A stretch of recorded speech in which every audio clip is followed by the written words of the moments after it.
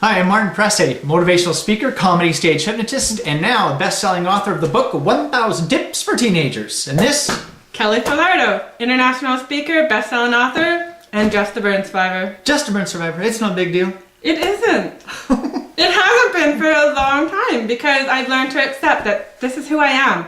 You know, when I was a teenager, absolutely, my scars bothered me, and many times I would go to sleep just wishing that I wasn't going to wake up in the morning. And in fact, that's how I prayed at night a lot of times. I would go to bed and I would say, "Dear God, please don't make me wake up in the morning. But if I have to, can I at least be scarless and pretty like all the other girls? Thank you. Amen."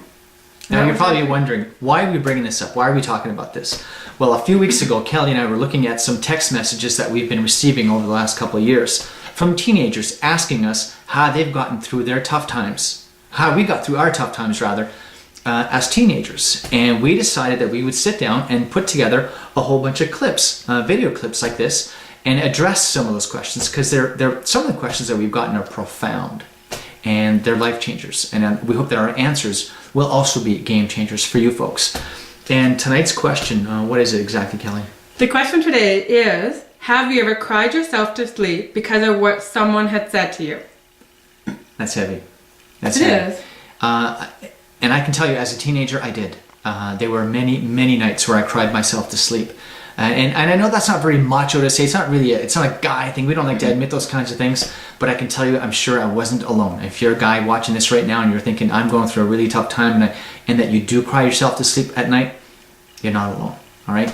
I did it for years. I grew up in an environment that was sometimes a little bit sad. I grew up in a family where, you know, my mom and dad were not entirely happy. So I found it very, very tough, and I had my own emotional issues to deal with.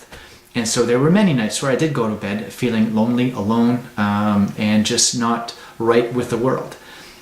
Somehow I got through it, and mostly I got through it by staying involved, by having something to look forward to every single day, where I'd get up in the morning and I'd say, at least I had basketball today, or at least I had tennis today, or at least I had swimming and hockey, or whatever the case was. I was very, very involved in sports, and that kept me going.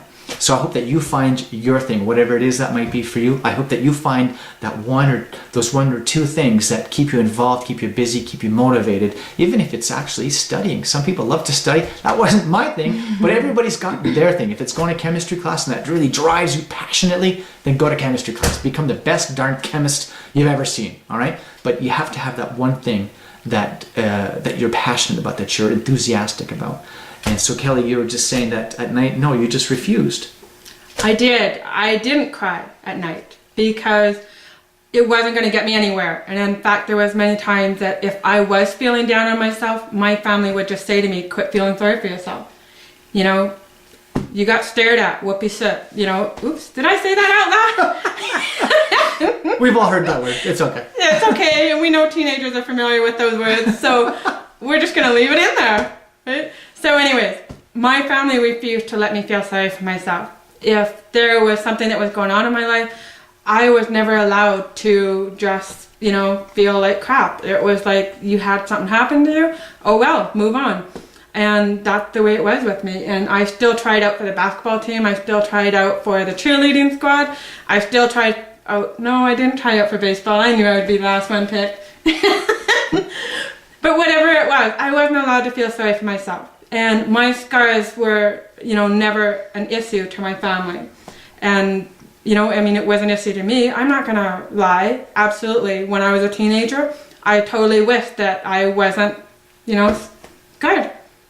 That's profound. That's really profound. You know, I mean, I did pray a certain way every night, and I didn't want to live, you know, a few times. But I just didn't see life with any other option. There's, you know, many times people would say, "I can't believe you walked out the door the way you did." And it's like, well, what other option did I have? There was no way my family was going to let me stay home and do nothing just because I had scars on my face. We all have scars. You know, in some way we all have scars, whether they're physical scars or emotional scars. Nobody gets out of this world without a few scars, without some bumps and some bruises. And I hope that when you do look at yourself in the mirror and you see those emotional or physical scars, that you still find a way to just say, today's my day. today's my day and I'm going to make a difference, because that's what Kelly did. That's why I love working with her. That's why I love hanging out with her, because every single day she gets up and she's like, today I'm going to conquer the world this way or that way, but she has a plan, she's got a mission, she's got a passion, she's going to do something, and she's going to change the world. And you can too. So I hope you stick with it. Anything else?